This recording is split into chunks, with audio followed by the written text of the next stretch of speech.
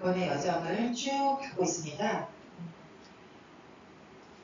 주님을 마음에 영접했고 그리고 회개함으로 홍해를 건너서 우리가 거듭난 하나님의 자녀가 되었죠. 하지만 거듭났음에도 불구하고 우리의 마음은 심히 거짓되고 부패한 이 마음 그대로이기 때문에 마음의 구원, 혼의 구원을 받아야 했죠. 그래서 지금 우리가 마음의 할례, 내 마음 잘라내시고 가져가시고 예수님 마음 주시옵소서.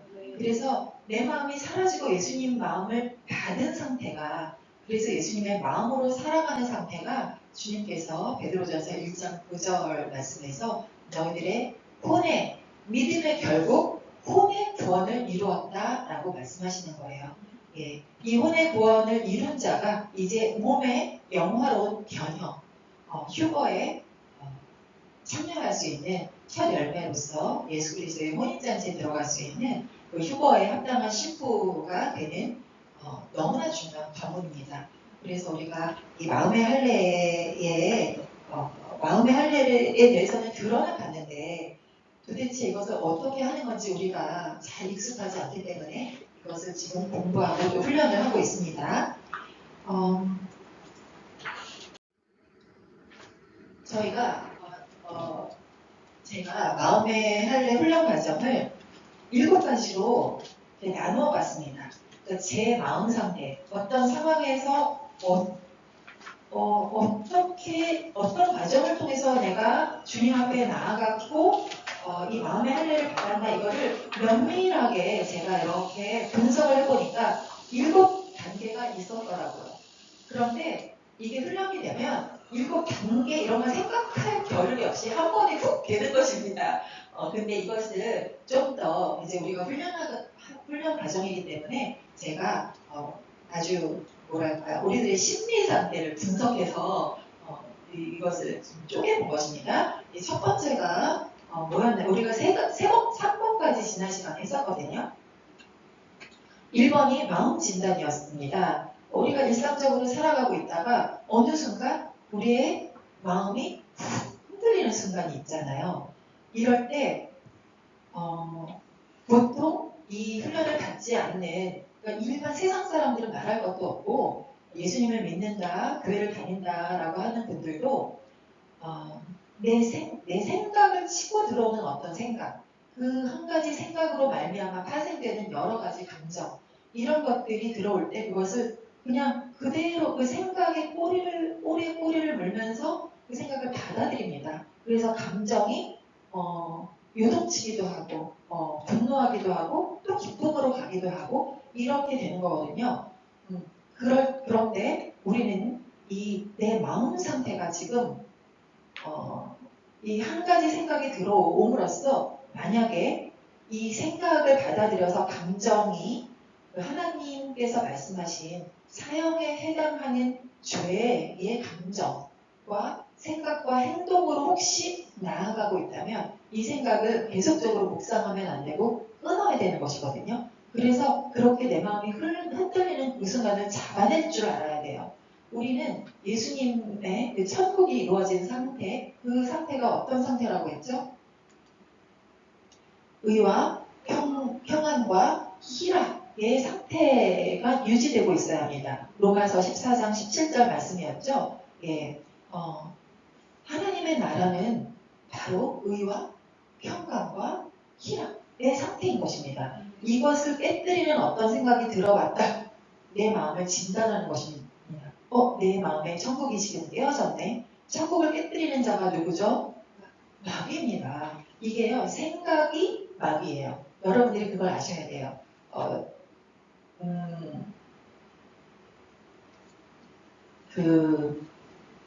가룟 유다한테 예수님께서 그렇게 말씀하시잖아요. 지금 마귀가 가룟 유다에게 생각을 넣어줬다. 우리는 이 생각이 내 생각이라고 생각하는 생각들이 많이 있어요. 그런데 내 생각은 없어요. 보통 3가지로 분류를 하시더라고요. 예수님이 주시는, 그러니까 성령님이 주시는 생각과 마귀가 주는 생각과 내 생각이 있다. 근데 저는 내 생각은 없다고 생각합니다. 성령의 인도를 받는 생각이 있거나 아니면 악한 영, 사단의 성령의 인도를 받는 생각 두 개밖에 없어요. 내가 어느 곳에 속하는지 그것은 내가 선택하게 되어 있습니다. 그래서 이렇게 천국을 깨뜨리는 그 생각은 천국을 깨뜨렸다 하면 이것은 다 마귀라고 생각을 하셔야지 돼요. 그래서 이 마음 진단이 딱 되었다면 그 다음에 어떻게 해야 되죠? 깨뜨려진다. 천국이 깨뜨려진다. 이거는 벌써 심령이 이런 상태가 되는 거예요. 공고해지고 상하게 됩니다. 여러분, 제가 드렸던 그 사형에 해당하는 죄들, 사탄의 이름이라고 제가 이렇게 이름 붙였어요. 네. 이거 안 가지고 오셨나요? 같이 보세요. 가지고 오신 분들. 네, 같이 보시면, 여기 보면 전부 다 우리를 불의, 음해, 사악함, 탐욕, 악의, 시기심, 형제를 미워함, 적개심, 남을 뒤에서 헐뜯음, 업신여김, 교만, 자랑, 악한 꾀를 꾸며내 이런 거 다 들어보세요. 그렇죠? 이런 생각이 이 마귀가 내 마음에 딱 들어와서 이 생각을 주면서 마음을 휘저기 시작하면은 우리의 마음은 벌써 이렇게 상하기 시작하는 것입니다. 그런데 이런 상태를 내가 딱 감지를 했다면 이것을 묵상하지 않고 어떻게 해야 된다고요? 주님께 이 상태를 가지고 가는 것입니다. 주님, 지금 이런 사건이 일어났어요. 그래서 지금 제가 갑자기 근심 걱정이 몰려왔습니다. 그 생각이 딱 진단되는 순간 주님께 가지고 가는 것이 바로 습관이 되어야 합니다. 예. 주님께 여러분 내려놓기라는 그 유명한 책도 아시고 내려놓는다라는 얘기 많이 들어보셨잖아요. 내려놓는 게 무엇입니까? 보통 우리는 내려놓는다 그러면 교만, 그러니까 뭔가 욕심을 내려놔야지, 뭔가 탐심을 내려놔야지, 이렇게 뭔가 지나친 거, 내가 가져야 할 것보다 지나친 것을 원하거나 이런 마음을 좀 이렇게 덜어내고 좀 가볍게 해야 된다. 그것을 내려놓기라고 보통 생각을 해요. 그런데 내려놓는다는 것은요. 나의 이 모든 마음의 상태, 이 생각과 어떤 그 생각으로 인해서 내 마음이 요동친 이 상태 자체를 가지고 가서 주님 앞에 토로하는 것, 이것이 내려놓는 것입니다. 이게 다 내 죄, 나의 짐이거든요. 이 생각이 죄잖아요. 사탄이 이런 천국을 깨는 게 사탄인데 사탄의 생각을 받아들인 것은 엄밀하게 따지면 죄거든요. 어떻게 우리가 죄를 안 짓고 살 수 있나요? 그렇죠? 생각이 들어오는 걸 우리가 막을 수는 없어요. 근데 들어온 생각을 그러니까 어떻게 죄를 짓지 않나요? 이거는 죄를 지어도 된다는 뜻이 아니고 이 생각으로부터 시작되는 이 죄를 계속적으로 키워나가는 것이 아니라 이 죄의 짐을 주님께 가지고 나아가는 것, 이것이 내려놓는 것이거든요. 자, 이렇게 주님 앞에 가지고 가서 막 이제 미주알, 고주알 주님 앞에 일러 바치는 거잖아요. 주님 이런 일이 일어났어요. 이래서 제 마음이 이러이러해요. 라고 주님 앞에 가지고 가긴 했는데 주님 앞에 다 아뢰는데 그 아뢰이 끝나고 기도가 끝나고 눈을 떴는데 여러분 어때요? 바로 편안해지십니까? 그럴 수 있는 일도 있어요. 웬만한 거 내가 용서하면 되는 거. 그러니까 나한테 주도권이 있는 일들 있잖아요. 그냥 내가 그냥 어떤 걸로 하지. 혹은 그냥 용서하고 축복하지. 혹은 뭐랄까요. 그냥 내가 그 욕심을 내려놓자 하고 내가 내 선에서 해결이 가능한 일들은요 좀 쉽게 주님 앞에 기도하고 눈을 일어났을 때 그냥 해결이 되는 경우도 있어요. 그런데 경우에 따라서는 자꾸 우리를 엄몰하는 정말 엄몰해서 정말 파도가 나는 삼키듯이 내 선에서 처리하기 어려운 그런 상황들도 있습니다. 우리 청년들은 잘 모를 수도 있어요.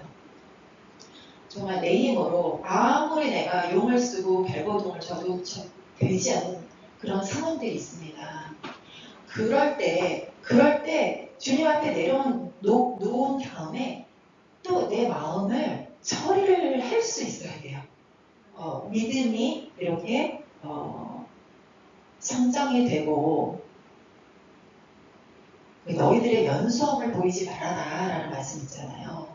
너희들이 성장했다는 것을 보여야 된다는 거예요. 주님께 내려놓은 것으로 끝나는 것이 아니라 이제 나도 스스로 주님께서 그러시는 너는 스스로 마음의 할례를 행할지니 스스로 내 마음 관리를 할 줄 알아야 된다는 것이죠. 그래서 그 세 번째가 내 마음을 잘라내기인데 이게 바로 마음의 할례잖아요. 이 마음의 할례를 하기 위해서 진공 상태를 만들려고 했던 거예요. 진공 상태가 되면 바로 멸균 상태가 되는 거예요. 죄가 사라져 버리는 거예요. 이것은 저의 경험이에요. 제가 도저히 받아들일 수 없는, 이해할 수 없는, 자존심을 잠깐 내려놔도 되는 차원이 아니라 도저히 받아들일 수 없는 그런 일들이 있었습니다.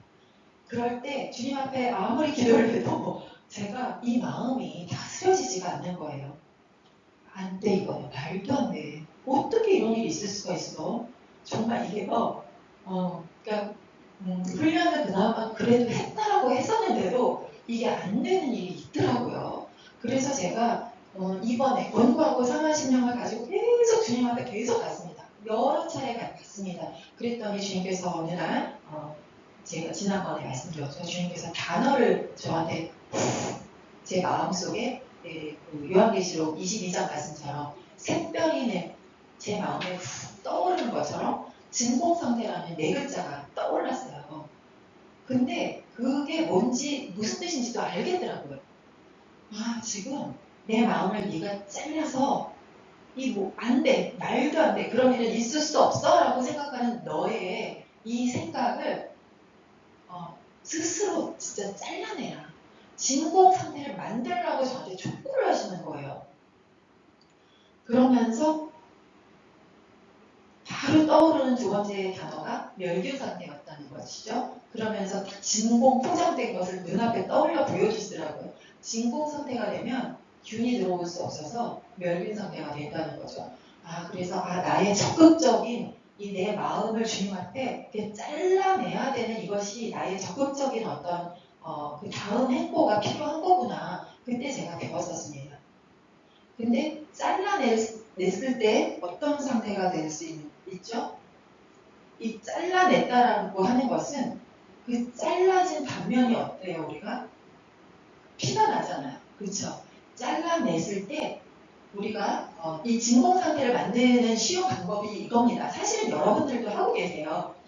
쉬운 방법. 뭐냐면 막 이렇게 주님께 가지고 갔음에도 불구하고 막 이 다스려지지 않는 마음 가운데서 주님 하고 부르잖아요, 우리가. 주님 도와주세요. 주님 저 이럴 때 어떻게 해야 돼요? 그러면서 주님을 부르고 그 다음에 또 어떤 분들은 예수의 피, 예수의 피, 예수의 피 계속 예수의 피를 외치는 분들도 계세요. 이럴 때 이게 바로 내 스스로 나의 어떤 말도 안 돼, 있을 수 없어 이렇게 그것을 묵상하는 것이 아니라 끊어내는 아주 쉬운 방법이에요. 주님 도와주세요. 예수의 피 이것을 외칠 때. 근데 저는 그때 무엇을 주님이 가르쳐 주셨냐면 주님 제가 기뻐하고 감사하고 사랑합니다. 이게 문장이 길잖아요. 주님은 짧아가지고 주님 하는 순간 벌써 저 이번에 권고하고 상한 심령의 파도가 또 밀려 들어와요. 주님이 짧다 보니까. 근데 주님, 제가 주님을 기뻐하고 감사하고 사랑합니다라고 문장을 길게 하고 그걸 한 3번 정도 반복을 하니까 얘가 못 들어오더라고요. 그러면서 마음이 잘리는 걸 제가 느꼈습니다. 예. 그래서 이게 적극적으로 뭔가 내가 해야 되는 일이 있다라는 걸 알았고 그렇게 주님을 부르고 예수님의 피를 구할 때 거기에 기름을 발라주시고 포도주를 부어주셔서 그 막 메맞은 메맞은 그 강도당한 자를 이웃을 이렇게 지나가던 사마리아인이 이렇게 해주잖아요. 기름과 포도주를 부어주는 그 이웃이 바로 예수님이시잖아요. 그 일을 우리에게 해주시는 거예요. 내가 매 맞아서 두들겨 맞고 피 흘리고 그러고 있을 때 내 마음을 잘라서 피가 나고 예수님의 피를 막 수혈받고 있을 때 주님이 피를 더해주시는 거죠. 예. 네. 질문할게요. 네네. 제가 여기서 늘 헷갈렸던 게 네. 내 의지로 하는 거가 하나님의 능력으로 하는 거가 여기 아직까지는요. 저의 의지도 발동이 돼야 돼요. 너희는 스스로 네 마음에 할 일을 행하라는 그 스스로가 나의 의지도 발동하는 거예요. 다시 말하면 난 이 생각을 받아들이지 않겠어. 이게 내 의지인 거예요. 그 생각을 받아들여서 계속 그것을 생각의 꼬리가 꼬리를 물도록 내버려 두는 것은요. 나의 의지를 사용하지 않는 거죠. 죄에게 끌려 들어가고 있는 것이에요. 죄를 끊어내야 되는 것이죠. 끊어내는 그 첫 번째 단계가 바로 주님 하고 부른다거나 예수의 피를 외친다거나 예수님 기뻐하고 감사하고 사랑합니다. 이 상황 가운데서 지금 말도 안 되는 이 상황 가운데서 주님께 기쁨과 감사와 사랑을 외치는 것이죠. 이게 나의 의지를 주님 앞에 드리는 거예요. 자, 그런 다음에 4번 단계가 뭐냐면 이겁니다. 우리 하고 있었던 것이죠. 예수 믿지 않는 죄를 회개하는 것이에요. 자, 예수 믿지 않는 죄라는 것이 뭐냐면 여러분도 한번 말씀을 한번 찾아보겠는데요. 우리는 다 예수님 믿고 있잖아요. 여기 지금 예수님 안 믿는 분 계세요? 예수님 다 믿죠. 근데 왜 예수 믿지 않는 죄를 회개해야 되는지 이것을 좀 기본적인 것을 여러분들이 납득하시고 이해하셔야 합니다. 요한복음 16장 10에서 11절.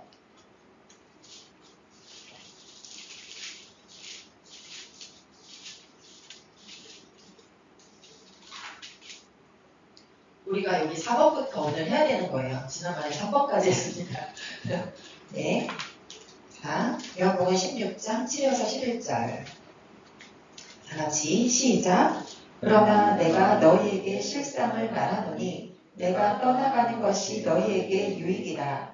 내가 떠나가지 아니하면 보혜사가 너희에게로 오시지 아니할 것이요 가면 내가 그를 너희에게로 보내리니 그가 와서 죄에 대하여 의에 대하여 심판에 대하여 세상을 책망하시리라. 죄에 대하여라 함은 그들이 나를 믿지 아니함이요 의에 대하여라 함은 내가 아버지께로 가니 너희가 다시 나를 보지 못함이요 심판에 대하여라 함은 이 세상 임금이 심판을 받았습니다. 아멘. 예, 여러분, 주님께서 죄와 의와 심판에 대하여 세상을 책망하신대요. 죄, 의, 심판 이것은요 예수님이 십자가에서 이루신 그리스도의 사역을 대표적으로 크게 뽑아서 요약해서 말씀해 주신 거예요. 죄에 대하여 책망한다.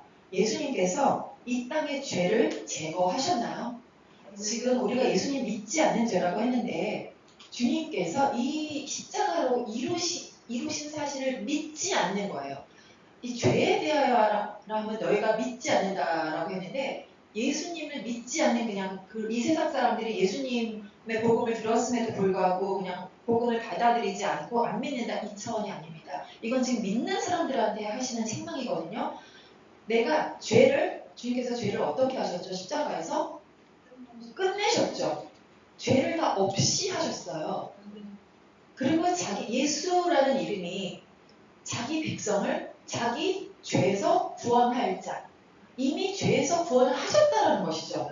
근데 계속 죄를 짓고 있어요. 죄의 영향력 아래 계속 들어가 있다는 것이죠. 아까 우리 1번에서 마음 진단할 때 어떤 생각이 딱 치고 들어왔을 때 그것이 천국에 해당하는 그런 생각이 아니라면 천국을 깨뜨리는 사단이 주는 생각이라면 뭐라고 그랬어요? 그게 죄라고 했잖아요. 그렇죠? 예. 그러니까 우리의 생각을 통해서 들어오는 이 죄를 우리가 처리하지 않고 그 죄를 계속 받아들인다라고 하는 것은 그것을 바로 주님께서 뭐라 하셨냐면 너희가 나를 믿지 않는 것이다. 이 죄가 다 처리됐는데 이 죄된 생각을 받아들여서 이 생각이 너의 마음에 자리를 잡고 털을 잡고 이게 또 뿌리를 쫙 타고 내려가게 두는 것은 내가 이미 해결한 이 죄를 해결한 이 사실을 너희가 믿지 않는 것이다. 그래서 내가 이거 성령께서 이것을 책망할 것이다 라고 말씀하시는 거예요. 아셨죠? 예수 믿지 않는 죄는 저거 좀 눌러주세요. 예. 정확하게 그 개념을 아셔야 됩니다. 교회 안 다닌다, 예수님 안 믿는다 이게 아니라 예수님을 믿으면서도 죄의 영향력 아래 계속 들어가서 이 죄된 생각을 이 공고하고 상한 심령으로 계속 머물러 있는 것, 이것이 바로 예수님 믿지 않는 것이라는 것이죠. 의에 대하여라 하면 주님께서 뭐라 하셨죠? 의에 대하여라 하면 내가 아버지께로 가니, 아버지께로 가셨다라는 것이 무엇이죠? 예수님은 십자가에서 저주받은 죄인으로 죽으셨어요. 십자가에 매단 사람들은 예수님을 무엇이라고 여긴 것이죠? 불의, 불법, 저주받은 자 이렇게 여기고 매달았단 말이죠. 그런데 주님께서 죽으심과 부활하심을 통해서 아버지 보좌에 올라가셨다. 이것은 너희들이 생각하는 그러니까 너희들이 뭐냐면 그 당시 예수님을 십자가에 못 박았던, 그리고 우리도 역시 죄를 짓고 사는 사람들 마찬가지예요. 예수님이 죄와 저주와 불법과 불의를 다 끝내시고 오히려 반전으로 그것을 다 마치시고 부활하셔서 승리자가 되어서 하나님 보좌 우편에 앉으셨다라는 것이죠. 그러니까 불법이 끝났다는 거예요. 예수님을 믿는다면 이제 의가, 예수님이 하나님의 완전한 의가 되셨고 우리도 또한 그 의를 힘입어서 우리도 의인이 되었다라는 사실을 믿으라는 것이죠. 예, 믿는데도 죄의 영향력 아래 있으면서 죄인으로 살지 말고 내가 끝낸 죄를 너희도 끝내고 의인으로 살아라, 이것인 것이잖아요. 그래서 심판에 대하여 책망하신다고 하셨는데 누가 심판받은 것이죠? 마귀, 세상, 사망, 음부 이런 것들이 이미 다 심판을 받았다는 거예요. 쉽게 말하면 이미 죄의 문제를 예수님이 십자가에서 다 처리하셨으니 너희들은 이제 더 이상 죄의 영향력 아래서 죄 짓고 살지 말라는 거예요. 만약에 죄를 끊임없이 반복해서 지으면서 예수님의 피를 낭비한다거나 예수님이 끝내신 이 죄 가운데 살면서 계속 회개만 한다거나 이것은요 주님께서 책망하실 일이라는 것이에요. 우리는 주님을 칭찬받아야 하고 멸류관 받아야 할 자들이죠. 예수님의 첫 열매로서 신부의 영성으로 성장해야 되는데 죄짓고 회개하고 죄짓고 회개하고 이것은요 책망받는 자예요. 책망받는 자는 주님과 마음이 합하지 않기 때문에 신방에 들어갈 수 없죠. 남편과 마음이 하나로 합해져 있는 신부만이 그 어린 양의 혼인잔치에 들어가서 그 신방에 주님의 사랑과 아름다움을 누릴 수 있는 것입니다. 아멘. 그래서 우리가 어떤 생각이 딱 들어왔다 그러면 그것을 가지고 주님 저 이런 마음이 됐어요. 이거 마음이 된 건 어쩔 수 없어요. 생각이 들어온 것 자체를 우리가 나중에는 이제 이것까지 막아낼 수 있는 실력자가 되죠. 근데 그렇게 되기까지는 우리가 이렇게 사건 사고도 일어나잖아요. 생각만이 아니에요. 죄는 생각으로만 지는 것이 아니라 정말 상황들이 펼쳐질 때 우리들이 마음을 놓친단 말이에요. 이럴 때 바로 우리 마음은 공고해지고 상한 심령이 되기 때문에 주님께 가지고 가면서 또 한편으로는 예수님의 이름과 보혈을 외치면서 이 마음을 잘라내고 그러면서 바로 그 생각을 받아들였던 나, 받아들여서 잠깐이라도 나의 감정이 흔들렸던 이 내가 이미 죽었다라는 것을 선포하는 거예요. 어떤 나? 옛사람. 십자가에서 주님과 함께 죽었다라는 사실을 모르고 내 힘으로, 내 의지로 살았던 나. 이 생각을 다스리지 못하고 죄의 영향력 안에서 휘둘리면서 살았던 나는 죽었다. 그리고 죽음으로 끝난 것이 아니라 예수님과 함께 부활했다라고 선포하는 것이죠. 그래서 우리 이 예수 믿지 않는 죄의 회개기도문 여기에 어떤 여기 가지고 계신 분들은 좀 옆에 그냥 같이 좀 보셨으면 좋겠어요. 우리 주영자매 없어요? 그거 안 드렸어요? 파일이 있는데? 근데 요거는 없어요. 그러면 우리 거기 같이 보시고 이거 여기 이렇게 돼요? 우리 그 위에 보면은 사탄이 우리에게 가장 쉽게 주는 어떤 죄가 하나 골라볼까요, 여러분?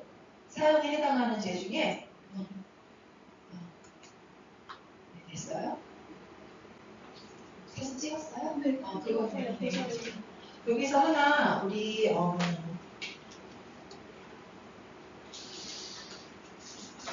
시기심 하나 할까요? 시기심?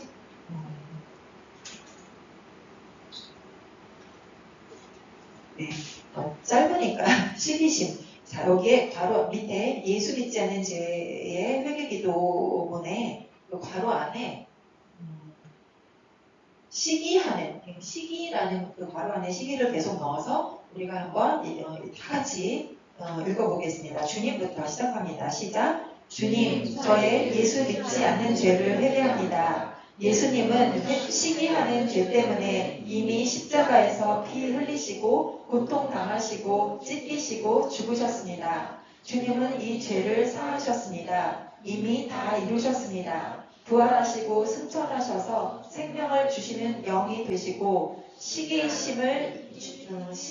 죄를 이길 능력으로 내 안에 와 계십니다. 그러나 내가 이 사실을 믿지 않았습니다. 하나님, 나의 불신앙의 죄를 용서해 주시옵소서. 나의 믿음 없음과 연약함을 불쌍히 여겨 주시옵소서. 나의 영과 혼과 몸을 주님의 보혈로 씻어 주시옵소서. 만일 우리가 우리 죄를 자백하면 그는 미쁘시고 의로우사 우리 죄를 사해 주시고 모든 불의에서 깨끗하게 해 주신다고 약속하셨죠. 감사합니다.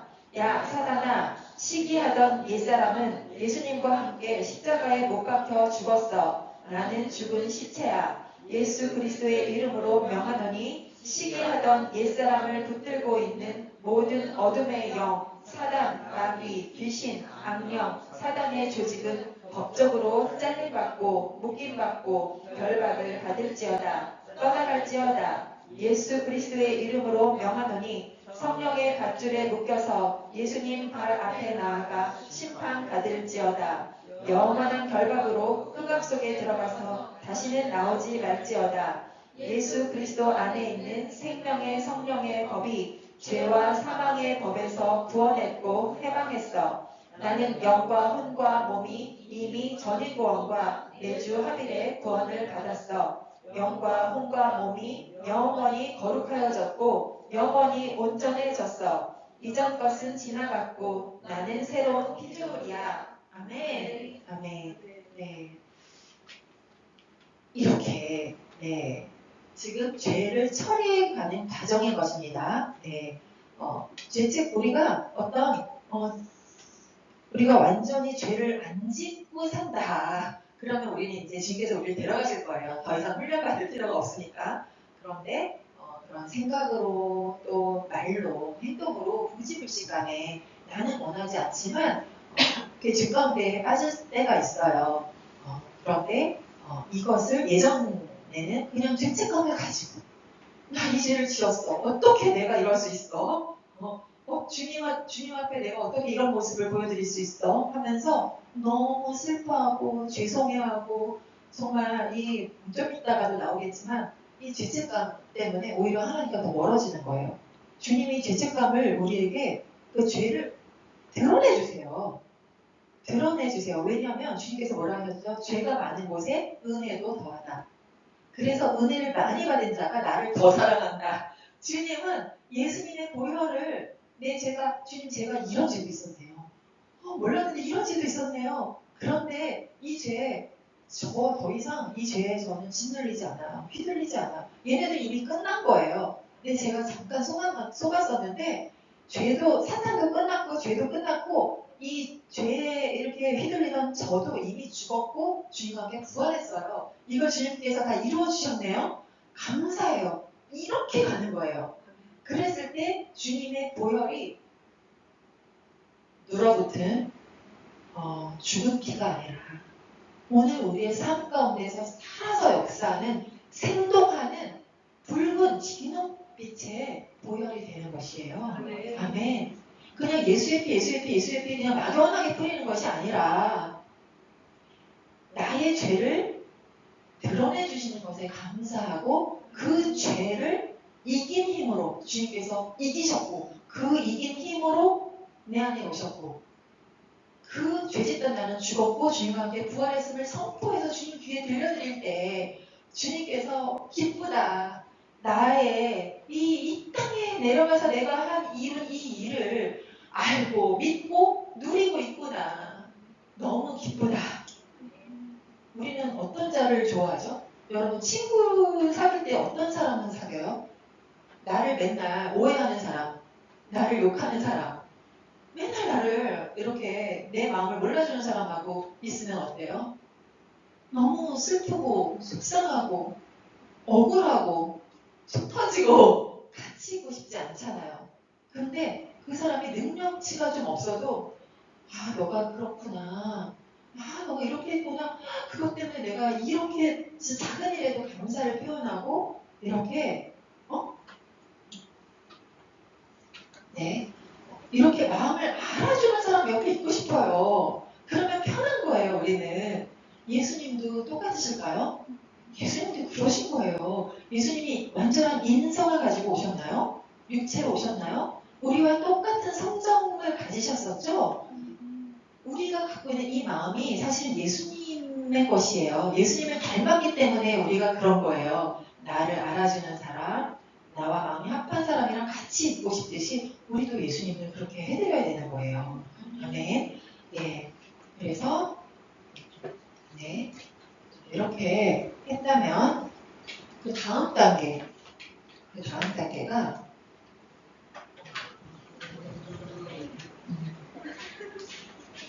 5번입니다. 5번이 오늘의 그 하이라이트라고 할까요? 지금 1, 2, 3, 4번은 우리가 그동안에 예배 모임 가운데서 많은 언급을 했었고 또 이렇게 예수 믿지 않는 죄에 대해서 우리가 여러 번 이렇게 죄를 넣어서 내 이름을 넣어서 이렇게 연습도 해봤었는데 지금 여기서도 끝나면 안 됩니다. 회개한 것으로 끝나면 안 돼요. 지금 우리가 이게 뭐냐면 옛사람이 죽은 것까지 실제가 된 거예요. 근데 부활을 선포를 했는데 이 부활한 생명이 실제가 되어야 돼요. 부활을 입으로만 하는 게 아니라 저는 주님과 함께 죽었고 부활했습니다 라고 말로만 하는 것이 아니에요. 정말로 부활한 생명을 누려야 되거든요. 죽음은 무엇이 죽은 거예요? 죄가 죽었죠. 내 안에 역사하던 사단이 죽었어요. 그러면 이제는 누가 역사해야 되죠? 예수님이 말씀하셔야 되는데 성령님께서 역사하셔야 되는데 성령님, 예수 그리스도가 어떤 형태로 내 안에서 역사하시는 거죠? 말씀으로. 그래서 부활하신 예수님의 말씀이 내 안에서 완전히 나를 채우시고 가득 채우시고 활성화되시기 위해서 우리가 말씀을 구해야 되는 거예요. 우리 너무 잘 알듯이 그 사단이 귀신을 쫓아냈잖아요. 그랬더니 쫓겨나간 귀신이 뭐라고 그래요? 저 집이 청소가 돼서 싹 수리가 되고 청소가 돼서 그래서 우리 귀신들은 더러운 곳에 살잖아요. 더러운 곳에서 너무 잘 살고 있었는데 청소를 했네. 우리가 쫓겨났네. 근데 다시 이렇게 보니까 물이 없었대요. 물이 없으니까 오히려 더 많은 자기 친구들을 이끌고 그 집으로 다시 들어간다는 거잖아요. 지금까지 우리가 4번까지 한 거는 청소한 거예요. 죄를 다 몰아내고 잘라내고 그랬는데 물을 채워야죠. 물을 채워야 이 죄가 또 내 안에서 또 이렇게 이렇게 싹을 틔우고 고개를 내밀지 않는 것입니다. 아까 내주하빌 여기 나는 영광과 몸이 이미 전인구원과 내주하빌의 구원을 받았어. 네, 받았습니다. 받았는데 이 받은 것을 그때 그 상황에 맞는 말씀으로 우리가 채워져야 되는 것입니다. 아멘.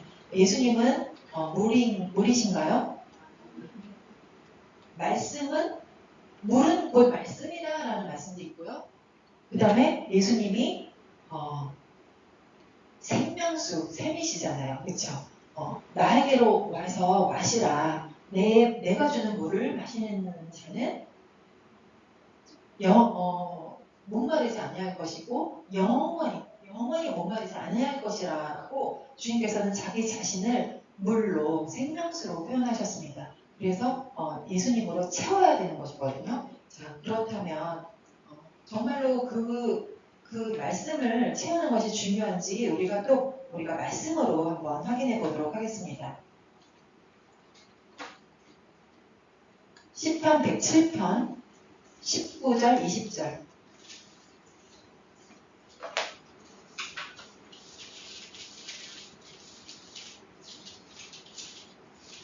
시편 107편 19절 20절.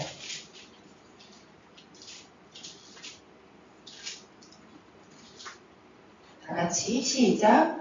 이에 그들이 그들의 고통 때문에 여호와께 부르짖음에 그가 그들의 고통에서 그들을 구원하시되 그가 그의 말씀을 보내어 그들을 고치시고 위험한 지경에서 건지시는도다. 아멘. 네, 우리가 지금 여호와께 부르짖었잖아요. 2번에서 주님께 내 문제를 가지고 가서 부르짖었잖아요. 주님 어떻게 해요?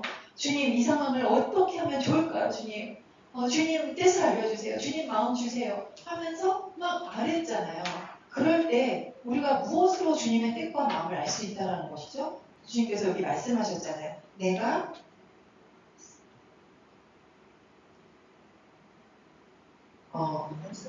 말씀을 보낸다.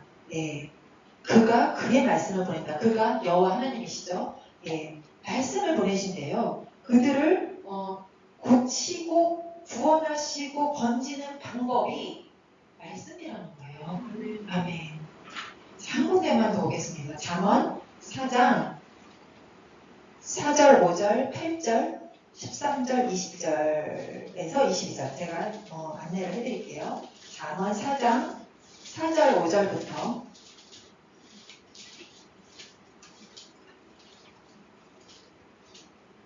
찾으셨으면 다 같이 시작. 아버지가 내게 가르쳐 이르기를 내 말을 내 마음에 두라. 내 명령을 지키라. 그리하면 살리라. 지혜를 얻으며 명철을 얻으라. 내 입의 말을 잊지 말며 어기지 말라. 8절. 그를 높이라. 그리하면 그가 너를 높이 들리라. 만일 그를 품으면 그가 너를 영화롭게 하리라. 13절. 풋개를 굳게 잡아 놓치지 말고 지키라. 이것이 내 생명이니라. 20에서 22절 시작. 내 아들아 내 말에 주의하며 내가 말하는 것에 내 귀를 기울이라. 그것을 내 눈에서 떠나게 하지 말며 내 마음속에 지키라. 그것은 얻는 자에게 생명이 되며 그의 온 육체에 건강이 됨이니라.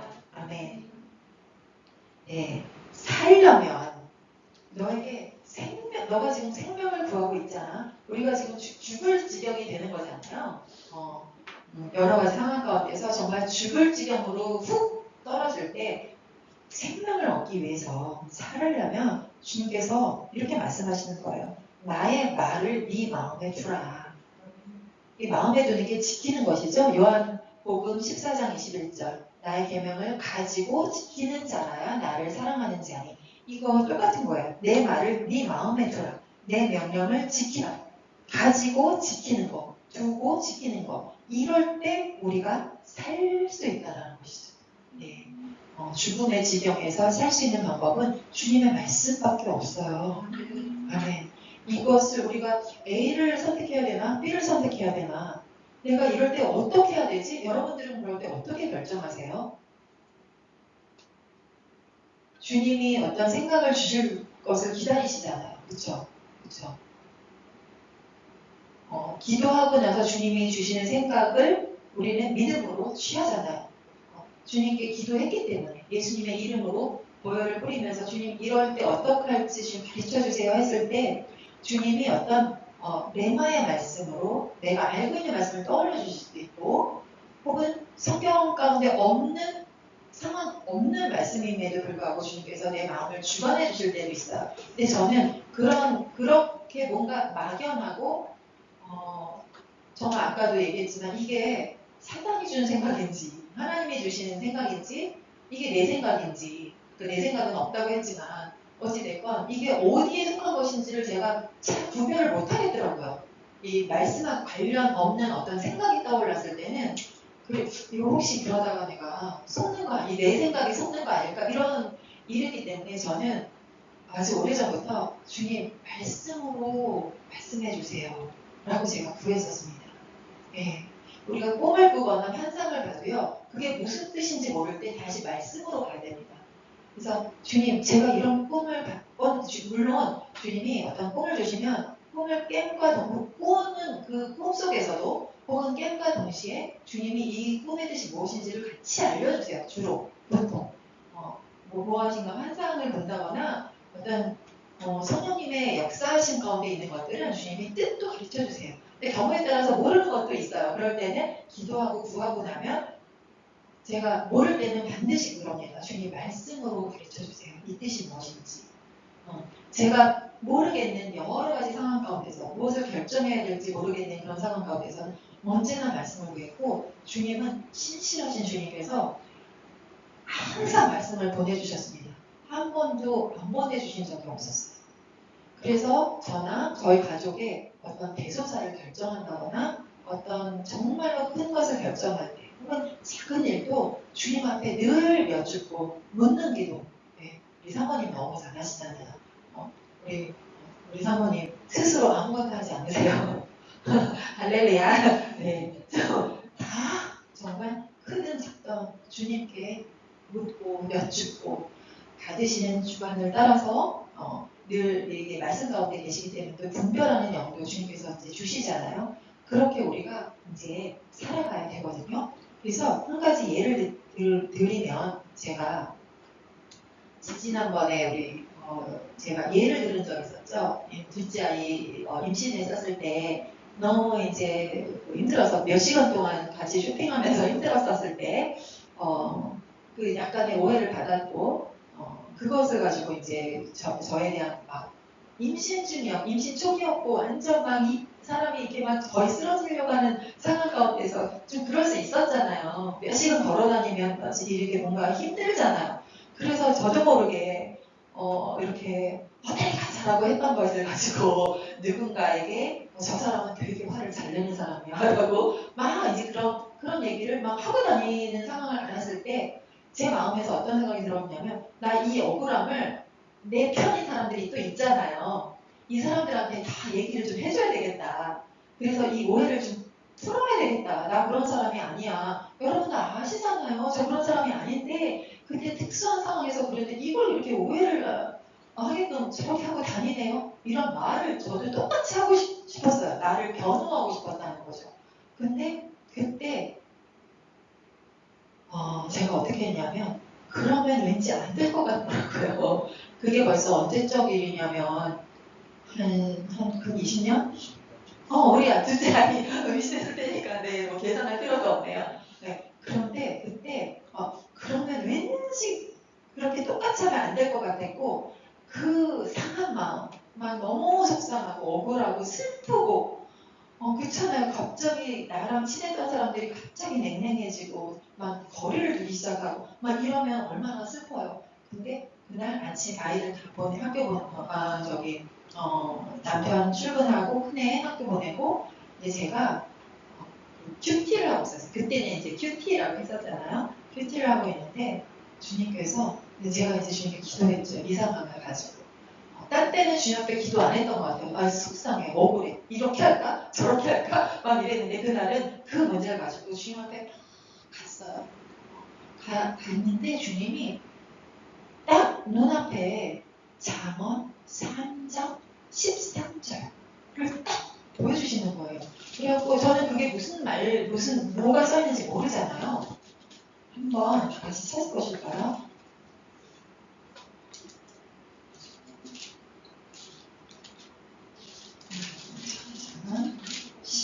13장 3절. 예, 잠언 13장 3절. 여러분 이 앞에서 이렇게 얘기하면요 다 알던 것도 가끔 까먹고 생각이 안 나고 그런 때가 있어요. 13장 3절 다 같이 읽어보실게요. 시작. 입을 지키는 자는 자기의 생명을 보전하나 입술을 크게 벌리는 자에게는 멸망이 오느니라. 아멘. 저는 이 말씀을 딱 보면서 이게 무슨 뜻인지 딱 알겠더라고요. 주변에 가서 너 입을 벌리지 말라는 거예요. 말하지 말라는 거예요. 그냥 이 문제를 너 나한테만 가지고 와서 나랑 해결보자. 이렇게 말씀하시는 걸 그냥 딱 알아듣겠더라고요. 그래서 막 억울하다, 남들한테도 내 상황을 알려야 되겠다 이 마음이 이 말씀을 보는 순간 다 사라져버렸어요. 하나님의 말씀에는 그런 능력이 있습니다. 문제를 그 순간에 소멸하는 불로 소멸시켜버리세요. 그리고 제 마음에 어떤 마음을 선물로 보너스로 더 주셨냐면 너 그 사람을 용서하고 축복해야 돼. 왜냐하면 그의 입으로 그의 입술로 너를 그렇게 하는 면도 있지만 또 그 입술로 나에게 기도도 한다. 나는 그가 나에게 기도하는 것을 기뻐해. 내가 그도 사랑하는 자야. 부족함이 있을 수 있지만 너 용서해주고 축복해줄 수 있겠니? 이런 마음을 주시는 거예요. 근데 그거에 대해서 대답을 할 필요도 없어요. 그 마음이 훅 임할 때 완전히 용서가 되고 축복이 돼버렸어요. 주님이 주시는 말씀과 주님이 주시는 생각은 저를 살려내요. 제가 노력해서 되는 게 제가 노력한 건 주님 어떡해요? 주님 이거 이런 상황이에요 하고 주님한테 간 거. 그리고 그때는 뭐 말씀 주세요도 안 했었어요. 근데 말씀을 주시더라고요. 그 이후로 계속 상황마다 몇 장 몇 절 떠올려 주시거나 아니면 어떤 장절은 모르겠는데 제가 막 그때도 저는 좀 억울한 마음이 많았던 것 같아요. 나는 그런 의사가 보니까 아닌데 그런 뜻이 아닌데 남들 눈에는 다르게 보여질 수 있잖아요. 그랬을 때 제가 또 마음이 막 지옥이 되었는데 주님 집안일 하면서 주님 제가 이러이러한 상황인데 주님 어떻게 해요? 하는데 기뻐하라. 내가 다시 말하노니 기뻐하라. 이런 말씀. 그러니까 알고 있는 말씀을 떠올려 주실 때도 또 때로는 한 번은 미장원에 갔는데 미장원에 가서 이제 다 머리 이렇게 말고 왜 잠깐 이렇게 대기하고 뭐 이렇게 시간을 좀 보내야 되잖아요. 그런데 잠시 이제 화장실을 갔습니다. 화장실 문에 딱 이렇게 붙어 있는 말씀인데요. 와, 그 말씀이요. 우리 임 전도사님은 모르세요. 제가 한 번도 얘기한 적이 없어서. 근데 그게 뭐냐면 잠언 14장 말씀이었던 것 같아요. 잠언 14장 1절입니다. 바로 옆에 있네요. 잠언 14장 1절. 한번 읽어보실까요? 다 같이. 지혜로운 여인은 자기 집을 세우되 미련한 여인은 자기 손으로 그것을 허느니라. 아멘. 왜 우리가 부부 관계 가운데 늘상 좋을 수만은 없죠. 예, 온갖 생각이 다 들어올 때도 있죠. 그럴 때 주님께서 이 말씀을 그냥 저를 위해서 여기다 붙여놓으신 것 같았어요. 자기 집을 허무는 자는 미련한 여인이구나. 지혜로운 여인은 자기 집을 세우는 자구나. 이러면 이 말씀이 저에게 완전히 생명이 돼가지고 그 어떤 비슷한 생각도 그 이후로는 한 번도 해본 적이 없어요. 네. 그리고 우리 자녀 문제도 그렇습니다. 여러분들이 아시겠지만 예. 정말 다양한 상황 가운데서 주님이 이렇게 말씀을 제가 지금 예를 두 가지를 드렸는데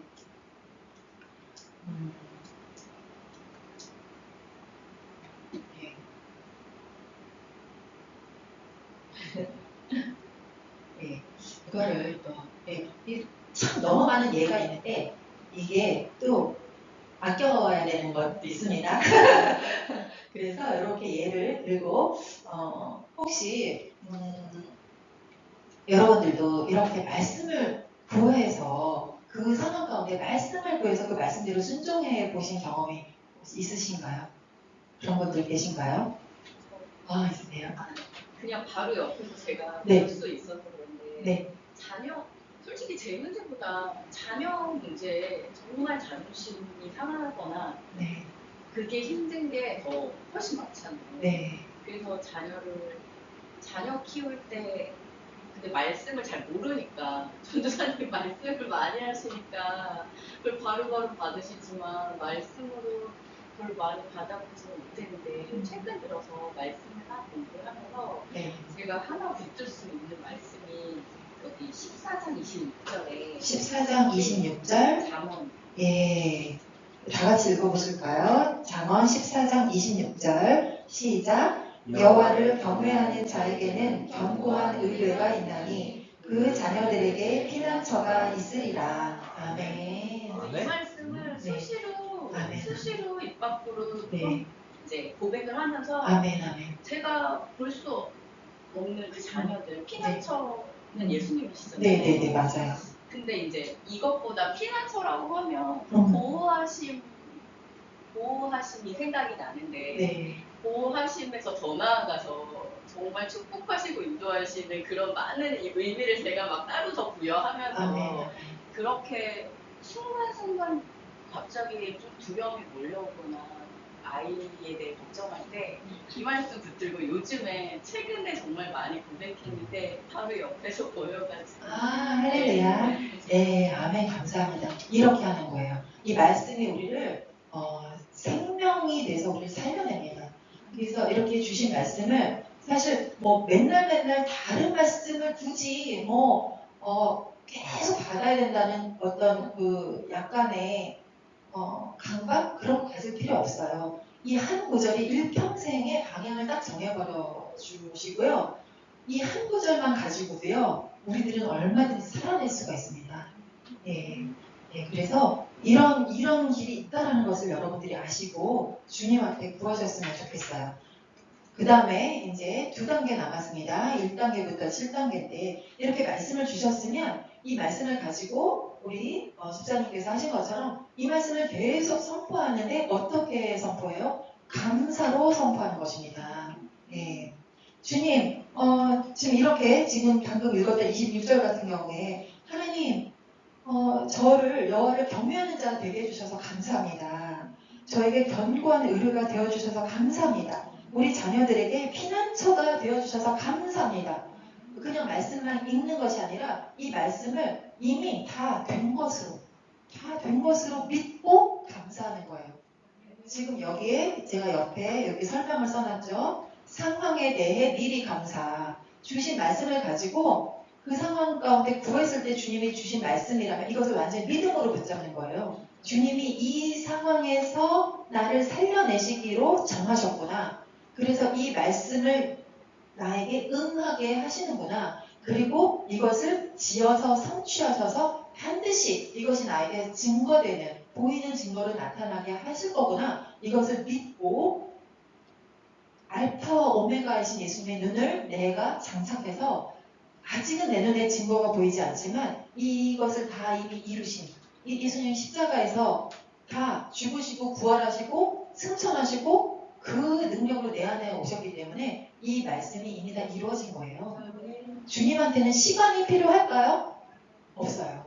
우리는 시간이 필요하죠. 이런 기승전결, 이 전개 과정도 필요하고 그렇지만 주님은요. 우리의 마지막을 다 보고 계시고 이 일의 결국을 다 알고 계세요.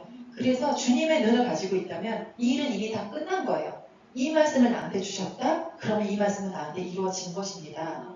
그래서 이것을 이 상황에 대해서 계속 말씀을 받았는데도 계속 이제 내 눈에 안 보인다고 계속 걱정하는 것이 아니라 그것은 하나님의 말씀을 우리가 다시 예수님의 보혈과 말씀을 짓밟는 거가 될 수가 있습니다. 그래서 할렐루야 주님한테 감사와 찬송과 영광을 올려드리면서 기뻐 뛰며 찬양하면서 이 말씀을 선포하는 것입니다. 그리고 상황에 대해서뿐만 아니라 나 또한 이 상황 가운데서 구원받은 새로운 피조물이 되었다는 것을 감사하는 거예요. 지금 우리는 중요한 것은 주님께서 관심을 갖고 계시는 것은 우리 각 사람이에요. 나예요. 이 문제가 해결됐나 안 됐나 이게 중요한 게 아니에요. 주님 눈에는. 이 문제는 우리에게 도구일 뿐이에요. 주님께로 나아가는가? 주님 앞에 이 문제를 가지고 내려놓았는가? 네 마음을 네 스스로의 의지로 잘라냈는가? 나를 믿지 않아서 이 문제에 자꾸 얽몰되고 있었는가? 그렇지 않고 나에게로 와서 예수 믿지 않는 죄를 다 회개하고 말씀을 구해서 마음에 새기고 있으면서 우리가 성장하고 있잖아요. 그렇게 성장하고 있는 우리를 보기를 원하시는 거예요. 문제를 통해서 성장하는 그러니까 문제를 통해서 우리를 키우기를 원하시고 훈련하시기를 원하시고, 그래서 예수 그리스도의 강한 군사로 우리들의 신부 예복은요 군복입니다. 네, 그래서 군사로 신부로 성장시키기를 원하시는 거예요. 그 아버지의 뜻을 우리는 안다면 문제 해결만 가지고 기도하고 감사하고 끝나는 것이 아니라 이것을 이제 조금씩 처리해 나가고 있는 나를 이렇게 만들어주고 계시는 주님 앞에 감사로. 그래서 이제 우리는 이렇게 해야 되죠. 주님, 이 벌레와 같은 나 이제 더 이상 그렇게 하면 안 되겠냐. 이 정말 나 자신을 자꾸 비하시키는 그런 굉장히 겸손한, 사실 그걸로 시작해야 되는 게 맞아요. 우리는 언제나 예수님이 계시지 않는 나는 벌레이고요, 흙 먼지고요. 저는 아직 사실 그 고백합니다. 주님, 저는 주님 안 계시면 저는 흙먼지입니다. 그냥 한 줌 후 불면 날아갈 바람에 나는 겨와도 같은 자입니다. 저도 그렇게 해요. 근데 그걸로 끝나면 안 된다는 거죠. 예수님의 보혈의 능력을 믿는다면 우리는 이제 새로운 피조물로 주님의 하나뿐인 온전한 자, 왕권 신부를 넘어서 주님 눈에 하나뿐인 완전한 자가 되었습니다. 주님, 지금은 모르겠지만 주님이 저와 함께 하시면 저는 그렇게 될 것을 믿습니다 하고 새로운 피조물로 나를 선포해서 주님을 기쁘시게 해드리는 거죠. 나를 높이는 것이 아니라 이렇게 해주시는 주님께 감사 영광 올려드림으로 주님을 영화롭게 하는 것입니다. 그 다음에 마지막, 이제는 이 6번까지 왔으면은 이 모든 1번에서 내 마음이 지옥되었던, 천국을 잃었던 마음이 이렇게 해서 6번까지 오면서 우리가 이제 해결이 됐잖아요. 그렇죠? 문제가 아직 안 됐을 수도 있지만 내 마음, 내 믿음을 가지고 주님은 보이는 세계는 보이지 않는 것으로 말미암느니라 하셨어요. 이 보이지 않는 세계는 이제 보이는 증거로 변화돼서 열매가 돼서 나타날 것입니다. 그러면 이제 7번에서는 뭐냐면 다시 이 해결된 이 상태에서 주님께, 주님, 저의 심령을 감찰해 주세요. 제 마음에 혹시 아직도 남아있는 죄가 있나요? 나의 천국을 잃어버리게 만드는 이 사형에 해당하는 죄가 또 있나요? 이거 남겨져 있으면 어떡해요, 우리? 주님 혹시 오늘 공중으로 강림하시고 신부를 찾으러 오시는 날이 오늘인데 이 죄 문제가 해결되지 않고 있으면 안 되잖아요. 무겁잖아요. 우리는 가벼운 상태로 주님 앞에 가야 되는데 죄의 짐이 무거우니 주님께 갈 수가 없잖아요. 이 짐을 어떻게 해야 돼요? 다 처리를 해야 됩니다. 그래서 주님께 나의 심령을 감찰해달라고 기도해야 돼요. 그래서 주님이 죄를 떠올려 주실 때 왜 또 이런 게 나와? 이렇게 나가요? 아니면 와 주님 어쩌면 저도 몰랐을, 이거 가지고 있었으면 큰일 났을 이 죄를 보여주셔서 감사합니다. 예, 발견하게 해주셔서 감사합니다로 우린 나가야 돼요. 더 많이 발견하게 해주세요 하고 구해야 됩니다. 아멘. 그러고 나서 어떻게 해야 돼요? 또 마음 진단으로 들어가는 거예요. 이렇게 해서 1번부터 7번까지 이게 계속 우리들의 마음 상태를 이 순환하면서 주님 안에서 이렇게 늘 감찰받고 검사받고 내 안에 점과 흠이 있는가, 죄가 남아있는가, 이것을 계속적으로 이렇게 점검받아 나아가야 하는 것이죠. 근데 발견됐어요. 어떻게 한다고요? 주님께 가지고 가요. 회개해요. 가벼운 마음으로 기쁨과 감사로 주님 앞에 올려드려요. 새로운 피조물이 되었다고 주님 앞에 감사 찬송해서 영화롭게 하는, 사람 만드신 목적을 우리가 이루어드리는 그런 사람들이 될 수 있는 것입니다. 아멘. 할렐루야, 감사합니다. 네.